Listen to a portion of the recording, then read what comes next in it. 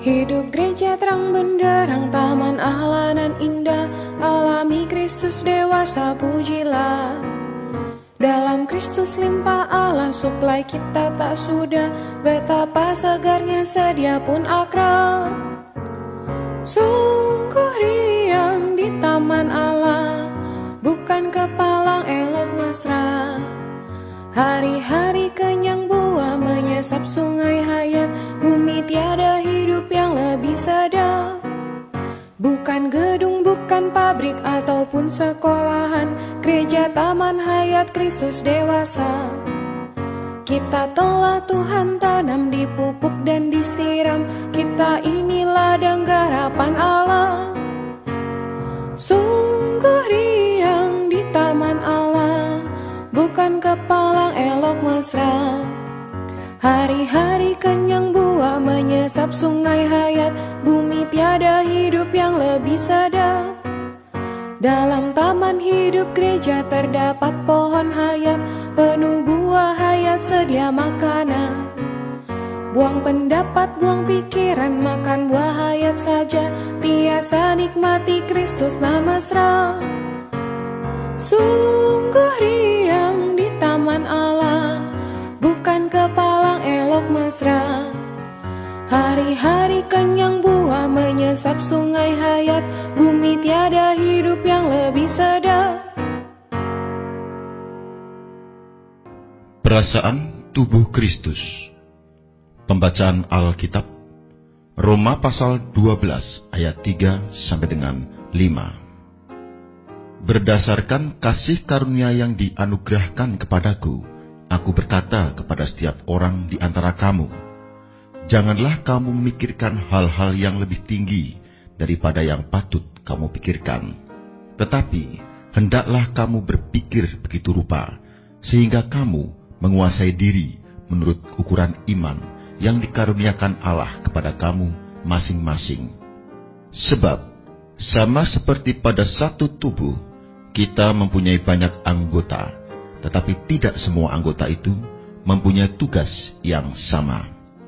Demikian juga kita, walaupun banyak, adalah satu tubuh di dalam Kristus, tetapi kita masing-masing adalah anggota yang seorang terhadap yang lain. 1 Korintus pasal 12 ayat 25. Supaya jangan terjadi perpecahan dalam tubuh, tetapi supaya anggota-anggota yang berbeda itu saling memperhatikan. Efesus pasal 4 ayat 12 sampai dengan 13 dan ayat 15 sampai dengan 16. Untuk memperlengkapi orang-orang kudus bagi pekerjaan pelayanan, bagi pembangunan tubuh Kristus, sampai kita semua telah mencapai kesatuan iman dan pengetahuan yang benar tentang anak Allah, kedewasaan penuh dan tingkat pertumbuhan yang sesuai dengan kepenuhan Kristus. Tetapi dengan teguh berpegang kepada kebenaran, di dalam kasih kita bertumbuh di dalam segala hal ke arah Dia, Kristus yang adalah kepala. Daripadanya lah seluruh tubuh yang rapih tersusun dan diikat menjadi satu oleh pelayanan semua bagiannya, sesuai dengan kadar pekerjaan tiap-tiap anggota, menerima pertumbuhannya dan membangun dirinya dalam kasih. Dalam pembicaraan yang berjudul Hayat dan Perasaan, kita sudah melihat bahwa perasaan itu menyatakan hayat. Dalam berita ini, kita akan meninjau sekilas apakah yang disebut dengan perasaan tubuh Kristus. Mengasihi saudara. Terlebih dulu kita meninjau dari aspek kasih. Ada satu perkara yang amat menakjubkan, yaitu kita tahu bahwa kita telah berpindah dari dalam maut ke dalam hidup, yaitu karena kita mengasihi saudara kita. 1 Yohanes pasal 3 ayat 14. Semua orang yang sudah berpindah dari dalam maut ke dalam hidup pasti bisa saling mengasihi. Semua orang yang menjadi anggota tubuh pasti bisa saling mengasihi. Kasih ini berasal dari hayat dan ternyata secara spontan. Jika ada seorang saudara tidak dapat mengasihi saudara yang lain, dan hanya setelah ada saudara yang lain memberitahu atau menganjurinya untuk mengasihi saudara lain, baru ia berusaha mengasihi orang lain, ini menyatakan bahwa orang itu tidak mirip dengan anak-anak Allah. Jika seseorang benar-benar telah dilahirkan oleh Allah, memiliki hayat Allah, dan beroleh penyelamatan Allah, maka secara otomatis ia dapat mengasihi semua orang yang bersama-sama menjadi anggota tubuh. Baik Anda memberitahu dia agar mengasihi atau Anda tidak memberitahu, ia pasti mempunyai perasaan kasih akan semua orang yang menjadi saudaranya. Memang, ada kalanya perlu memperingatkannya agar ia mengasihi saudara yang lain. Akan tetapi, hal itu tidak berarti menambahkan sesuatu yang tadinya tidak ada padanya, melainkan agar ia lebih mengasihi. Kasih adalah suatu hal yang nyata sekali. Kalau ada, ya ada. Kalau tidak ada, ya tidak ada. Saat Anda berjumpa dengan seorang saudara, seorang milik Allah, ajaib sekali. Dengan sendirinya, Anda dapat mengasihi. Di dalam diri Anda ada kasih. Di dalam Anda ada perasaan. Seorang saudara mempunyai seorang anak. Ada orang lain bertanya kepadanya, "Sekarang, Anda telah menjadi seorang ayah. Apakah Anda mengasihi anak Anda?" Saudara itu menjawab, "1 minggu sebelum saya menjadi ayah, saya selalu berpikir bagaimana saya dapat mengasihi anak itu. Tetapi setelah anak itu dilahirkan dan saya melihatnya, secara otomatis hati saya seolah berlari mencapainya. Demikianlah saya mengasihinya." Kasih ialah suatu perasaan yang terbit dari dalam batin, bukan diperoleh dari pelajaran di luar. Demikian juga, setiap orang yang telah dibeli dengan darah adi Tuhan, yang telah memperoleh hayatnya, dan yang telah dibaptis masuk dalam tubuh Kristus, tak dapat tidak mengasihi orang-orang yang sama-sama menjadi anggota tubuh. Seringkali, tatkala Anda berjumpa dengan seseorang yang benar-benar telah dimiliki Allah, baik yang berasal dari luar kota maupun dari dalam kota, tak peduli pendidikannya tinggi atau rendah, berbangsa atau berprofesi apa, asal Anda tahu dia adalah orang Kristen, dengan sendirinya Anda dapat mengasihi dia. Jadi, kasih adalah perasaan hayat. Asal Anda berada di dalam tubuh, pasti Anda mempunyai perasaan ini. Tidak memecah belah. Orang yang telah nampak tubuh Kristus, yang telah mempunyai perasaan tubuh, bagaimanapun halnya, ia tidak dapat membenarkan adanya perpecahan terjadi di antara anak-anak Allah. Karena ia mengasihi semua orang milik Allah, maka ia tidak dapat memecah belah anak-anak Allah. Di dalam tubuh, kasih itu timbul dengan sendirinya. Di dalam tubuh, perpecahan itu tidaklah wajar. Misalnya, seorang mempunyai 2 tangan. Betapapun tangan kanannya mempunyai banyak alasan untuk mencela tangan kirinya, ia takkan dapat memisahkannya dari tubuh. Pemisahan itu adalah hal yang tidak mungkin. Mungkin ada orang mengira bahwa dirinya sudah terlepas dari segala sekta, dan dengan itu ia pun mengira dirinya sudah mengerti akan tubuh Kristus. Faktanya, orang yang telah terlepas dari segala sekta belum tentu sudah nampak tubuh Kristus. Sebaliknya, orang yang telah nampak tubuh Kristus tentu akan melepaskan diri dari sekta. Kita tidak dapat mengatakan karena sudah terlepas dari sekta, maka kita telah nampak tubuh Kristus. Banyak orang kalau dipandang dari luar seakan-akan sudah terlepas dari sekta, tetapi sebenarnya ia mendirikan satu sekta lain bagi dirinya sendiri. Jika demikian, keterlepasannya dari sekta itu hanya berarti menyatakan keistimewaannya sendiri. Tetapi ia tidak nampak bahwa semua anggota tubuh adalah saudara-saudara yang patut dikasihi.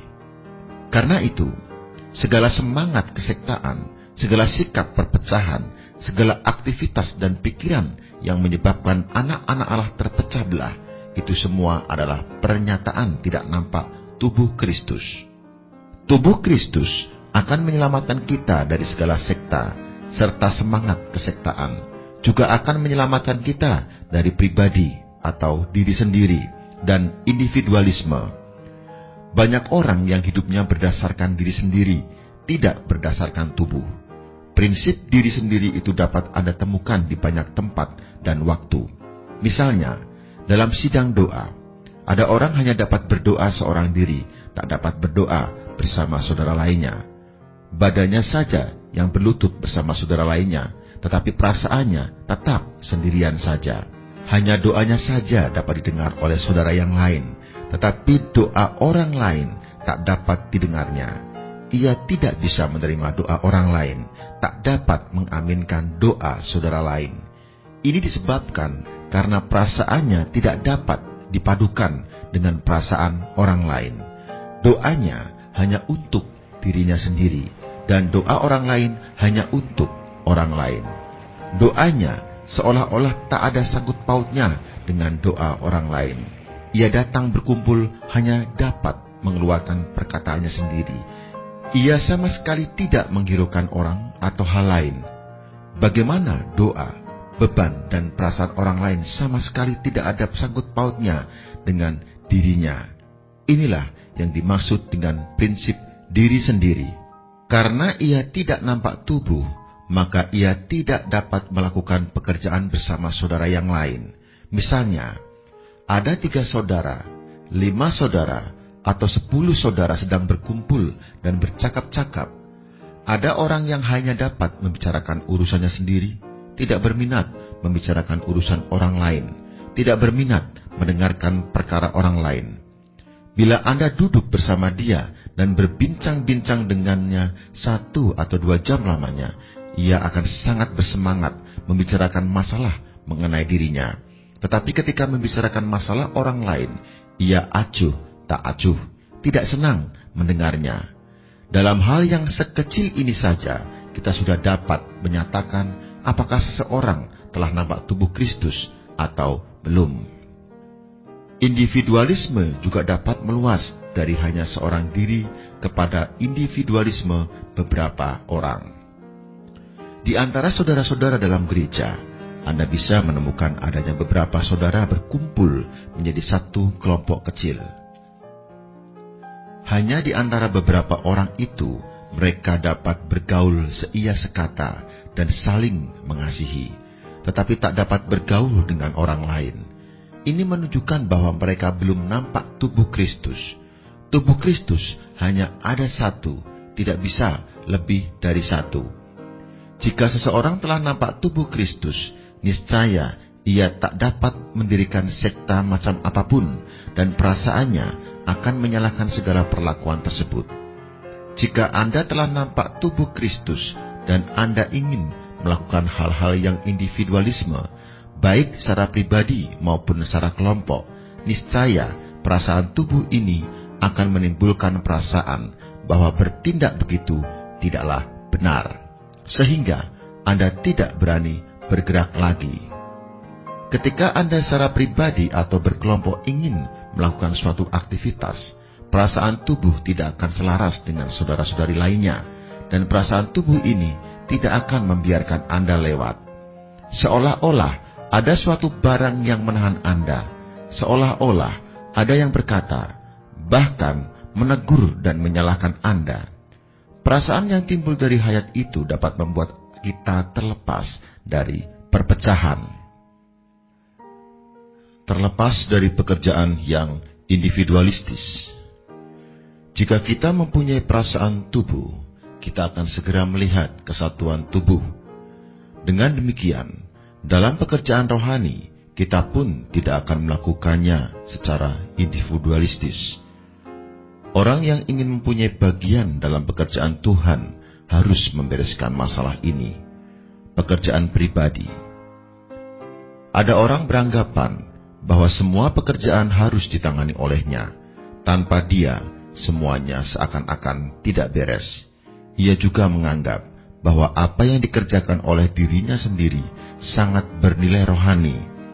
yang dikerjakan oleh orang lain tidak bernilai rohani. Kalau khotbahnya sendiri tidak membuahkan hasil, ia merasa sayang. Tetapi jika khotbah orang lain membuahkan hasil, ia merasa ada suatu keanehan. Inilah yang disebut memandang semua pekerjaan adalah pekerjaan pribadi. Begitu anak-anak Allah nampak kesatuan tubuh Kristus, mereka nampak kesatuan pekerjaannya. Begitu anak-anak Allah nampak kesatuan tubuh Kristus, mereka segera terlepas dari perbuatan yang individualistis. Ini bukan berarti Anda tidak bekerja lagi, melainkan Anda tidak lagi memandang pekerjaan itu seperti milik pribadi. Atas pekerjaan tertentu, baik Anda yang mengerjakannya atau orang lain yang mengerjakannya, semua itu tidak jadi masalah. Yang penting ada orang yang mengerjakan pekerjaan itu. Memang, sebagai orang Kristen, kita harus mempunyai minat dan tuntutan rohani, tetapi tidak boleh mengandung hati yang selalu ingin menang atau selalu iri. Sikap kita terhadap pekerjaan seharusnya demikian. Apa yang dapat saya kerjakan, kiranya orang lain juga dapat mengerjakan. Apa yang tidak dapat saya kerjakan, semoga ada orang lain yang dapat mengerjakan. Saya ingin mengerjakannya lebih banyak. Saya pun senang kalau orang lain juga demikian. Dalam pekerjaan ini, saya hanya satu bejana saja. Saya tidak seharusnya menguasai pekerjaan ini. Saya pun tidak seharusnya membawa hasil pekerjaan untuk diri sendiri. Jika saya menganggap pekerjaan itu hanya saya saja yang dapat mengerjakannya, itu menunjukkan bahwa saya masih belum nampak tubuh Kristus. Kapan saya nampak tubuh? Saya segera nampak bahwa pekerjaan saya maupun pekerjaan orang lain adalah sama-sama bagi Sang Kepala. Pekerjaan saya maupun pekerjaan orang lain adalah sama-sama bagi tubuh. Semua kemuliaan hanya bagi Tuhan, dan semua berkat bagi gereja. Tuhan telah membagikan pekerjaannya kepada masing-masing orang, sehingga tiap-tiap orang mempunyai bagiannya masing-masing. Kita tidak dapat memandang diri sendiri melebihi apa yang ada pada diri kita. Jika Tuhan sudah membagikan bagian ini kepada saya harus setia mengerjakan bagian saya ini. Jika Tuhan membagikan bagian itu kepada dia, maka saya harus menghargai dan menghormati bagiannya. Saudara-saudara yang masih muda suka membanding-bandingkan. Mereka membandingkan bagiannya sendiri dengan bagian orang lain, atau membandingkan bagian orang lain dengan bagiannya sendiri. Sebenarnya, hal-hal demikian tidak bisa diperbandingkan. Ini bisa diumpamakan seperti pertanyaan sebuah meja ditambah sebuah kursi sama dengan berapa? Sebuah atau dua buah? Kalau sebuah meja ditambah sebuah kursi, hasilnya pastilah sebuah meja dengan sebuah kursi. Anda bertanya, mana yang lebih baik?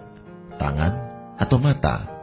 Kita hanya dapat menjawab, baik tangan maupun mata, keduanya sama baik. Orang yang telah nampak tubuh tentu akan nampak bahwa tiap-tiap anggota mempunyai fungsinya masing-masing, dan akan nampak bahwa diri sendiri hanyalah salah satu dari anggota tubuh itu. Dengan demikian, ia tidak akan menonjolkan diri sendiri dan memperbandingkan diri dengan orang lain, apalagi berebut kedudukan orang lain. Seorang Kristen yang telah nampak tubuh pasti tidak akan menyombongkan diri sendiri dan tidak akan iri hati. Karena tubuh itu satu, maka pekerjaan yang dikerjakan oleh Anda sendiri atau orang lain adalah sama saja, tidak ada bedanya. Pekerjaan itu Anda yang mengerjakan atau saudara lain yang mengerjakan, hasilnya tak lain hanya untuk kemuliaan Tuhan dan berkat bagi tubuh. Kalau Anda telah nampak tubuh Kristus, dengan sendirinya Anda mempunyai perasaan ini, yaitu tubuh itu hanya satu dan pekerjaannya pun satu. nampak pentingnya persekutuan. Orang yang telah nampak tubuh dengan sendirinya juga nampak betapa pentingnya persekutuan itu, sehingga ia merasakan setiap aktivitas yang individualistis tidaklah pada tempatnya. Persekutuan itu bukan hanya bergaul lahir yang biasa, lebih-lebih merupakan suatu tuntutan spontan dari hayat tubuh. Umumnya, anak-anak Allah mengira bahwa persekutuan adalah percakapan atau tukar pikiran antara saudara-saudari di waktu luang.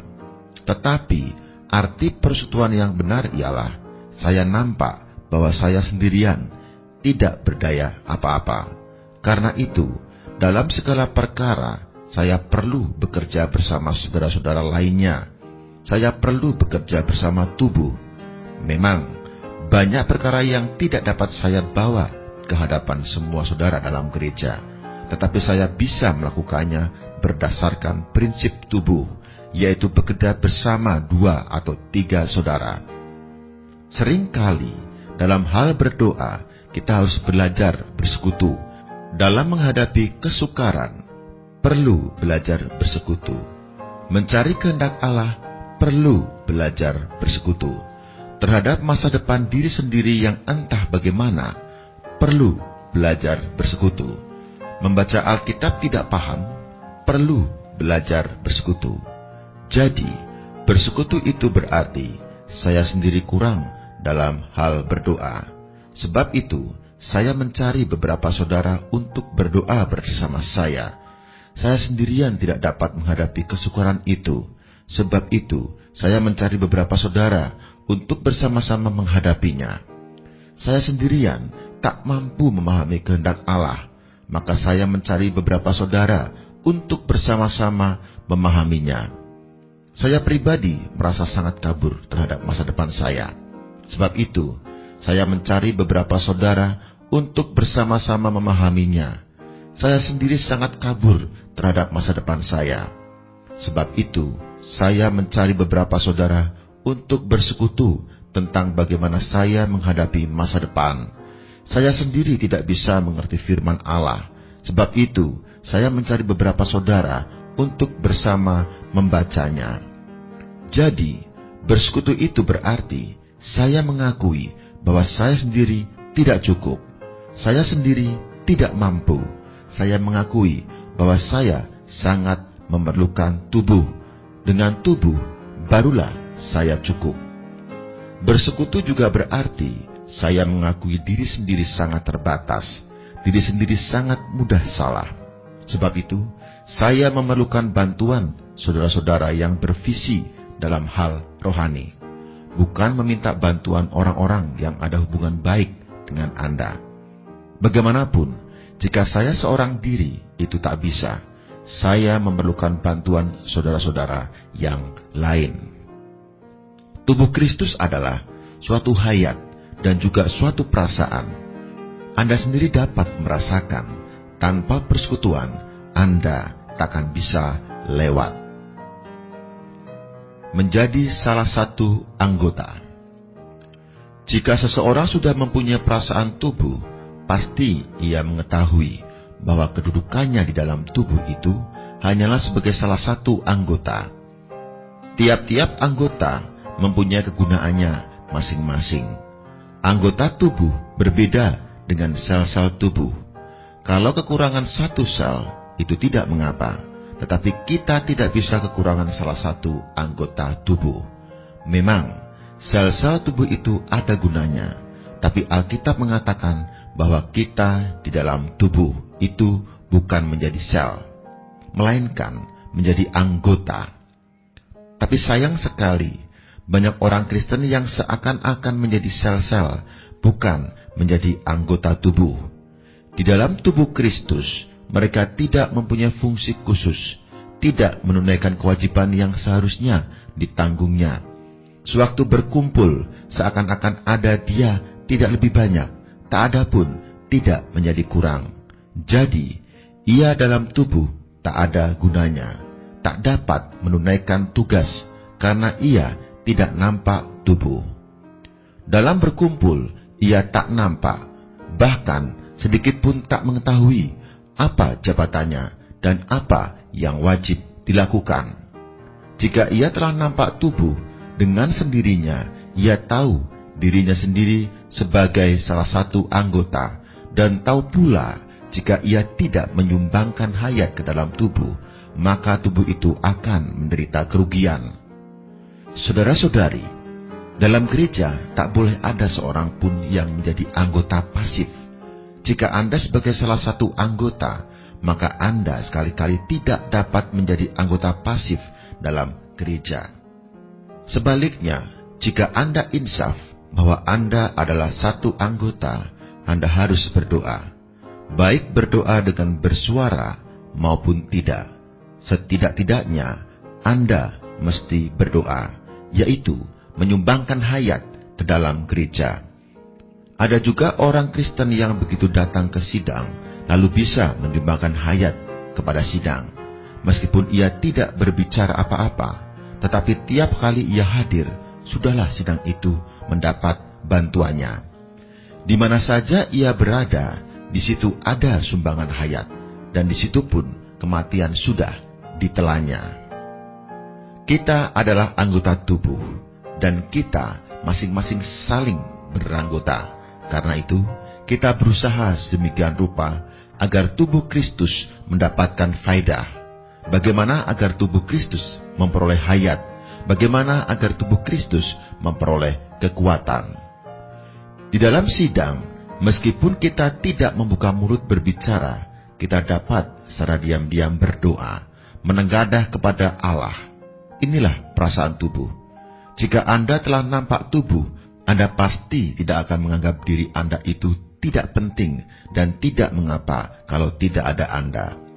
Jika Anda nampak tubuh, Anda akan berkata, "Aku adalah anggota tubuh. Karena itu, aku wajib menunaikan bagianku. Aku harus menyampaikan apa yang harus kusampaikan. Aku harus berdoa. Dalam sidang, aku tidak dapat bertopang dagu saja. Aku harus melakukan apa yang Allah kehendaki untuk kulakukan." Saudara-saudari, jika kita telah nampak tubuh, kita tidak dapat tidak berbuat demikian. Ketika kita melaksanakannya, maka hayat dalam seluruh sidang itu akan menelan segala macam bentuk maut. Seringkali, kekuatan sidang tidak begitu kuat. Ini dikarenakan banyaknya kematian yang tak dapat ditanggung olehnya, dan banyaknya orang yang hanya bertopang dagu saja. Taat pada kekuasaan. Jika Anda nampak tubuh, Anda akan mempunyai satu perasaan bahwa Anda berada di bawah kuasa Sang Kepala. Anda akan merasa semua anak-anak Allah patut dikasihi. Betapa tidak benarnya perpecahan itu. Betapa pentingnya persekutuan, dan Anda sebagai anggota tubuh haruslah menunaikan kewajiban. Semua perasaan itu adalah perasaan tubuh. Begitu pula, jika Anda merasa bahwa Anda berada di dalam tubuh, maka Anda pasti merasa berada di bawah kuasa Sang Kepala. Jadi, merasa berada di dalam tubuh juga merasa berada di bawah Sang Kepala. Seorang yang telah mengenal hayat tubuh Kristus, yang merasa bahwa dirinya adalah salah satu anggota tubuh, pasti juga merasakan kekuasaan kepala. Kita tidak saja harus mematuhi kuasa kepala secara langsung, juga harus mematuhi kuasa kepala yang tidak langsung.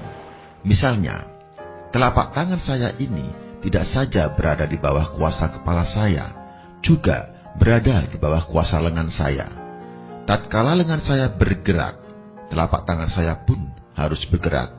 Jadi, telapak tangan itu mematuhi kuasa kepala melalui lengan.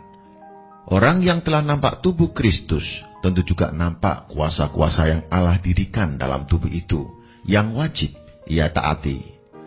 Kadangkala, ada seorang saudara menyuruh Anda melakukan sesuatu, tetapi setelah Anda berdoa, Anda merasa bahwa Tuhan tidak menghendaki Anda melakukannya, lalu Anda tidak melakukannya.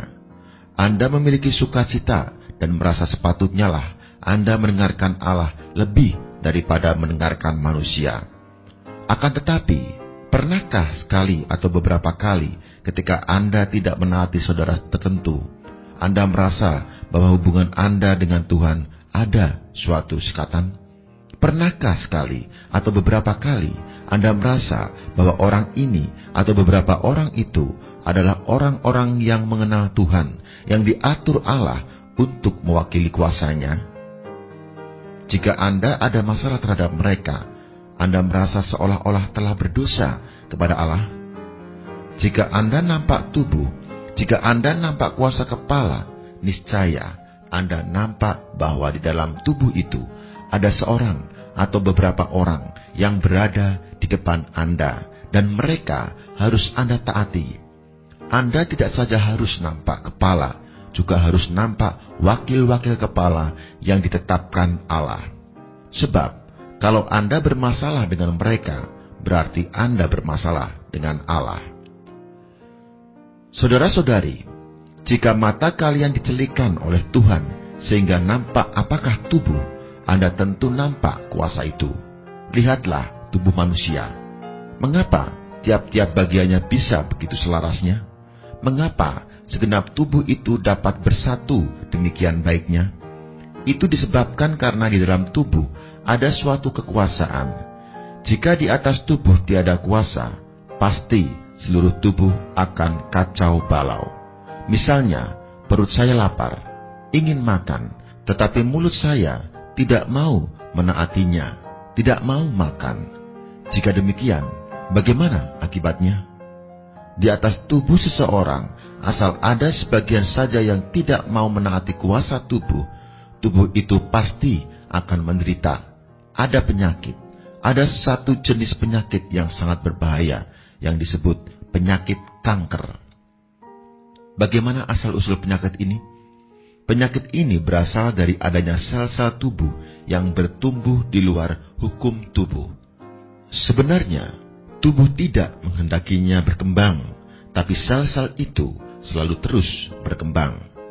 Dia menyerap untuk diri sendiri banyak gizi dan vitamin yang sangat dibutuhkan tubuh. Dia hanya memperhatikan pertumbuhannya sendiri, tanpa menghiraukan apakah pertumbuhannya itu dikehendaki oleh tubuh atau tidak. Penyakit ini tidak mau menaati kekuasaan tubuh. Dia menuruti kemauannya sendiri. Akibatnya, semakin besar ia bertumbuh, semakin menderitalah tubuh. Bahkan, akhirnya seluruh tubuh dapat dibinasakannya. Karena itu, kekuasaan adalah hukum dari tubuh. Kalau ada yang tidak mau menaati kuasa, ia menyatakan tubuh itu ada penyakitnya. Seseorang yang tidak mengenal kuasa, bagaimana bisa mengatakan mengenal tubuh Kristus?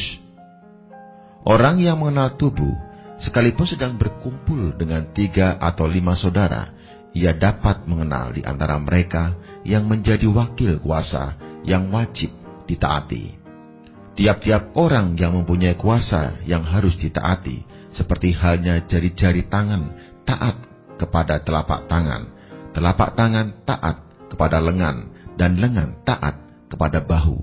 Ini sangat wajar dan indah.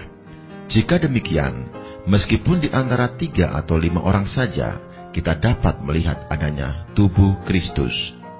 Ada orang Kristen yang berbicara dan bertindak sembarangan, tidak mau mendengarkan perkataan orang lain, seakan-akan dialah yang paling besar, sehingga tidak ada seorang pun yang patut ditaatinya.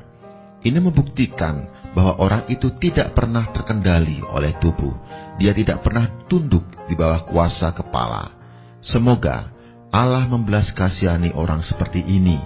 Kalau kita benar-benar telah ditanggulangi di hadapan Allah, daging kita benar-benar telah ditanggulangi, tulang punggung hayat alamiah kita benar-benar telah terpukul putus oleh Tuhan, maka kita akan nampak bahwa tangan kita tidak bebas lagi, mulut kita tidak begitu leluasa berbicara lagi. Ada tubuh yang mengendalikan kita, dan kita tidak dapat tidak taat pada kuasa yang Allah dirikan. Semoga Allah tidak membiarkan kita berhenti pada teori saja, melainkan bahwa kita mencapai satu taraf sehingga mengenal tubuh Kristus. Kiranya perasaan itu senantiasa mengikuti kita, sehingga Kita tidak dapat berbuat apapun menurut kemauan sendiri, dan kita tidak lagi melewati hari demi hari dengan sembarangan saja. Dengan demikian, kita dapat menerima suplaian yang kaya limpah melalui tubuh ini dan juga menyatakan kesaksian Tuhan.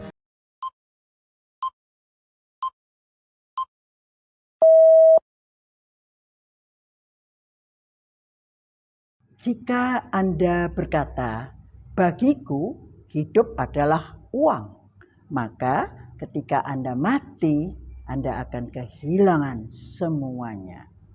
Bila Anda berkata, bagiku hidup adalah kemasyhuran, maka ketika Anda mati, tak ada orang lagi yang mengeluh-elukan Anda. Bila Anda berkata, bagiku hidup adalah kekuasaan, maka ketika Anda mati, Anda bukan siapa-siapa lagi. Tetapi bila Anda dan saya, seperti Rasul Paulus berkata, bagiku hidup adalah Kristus, maka saudara dan saya juga dapat berkata, maka mati adalah keuntungan.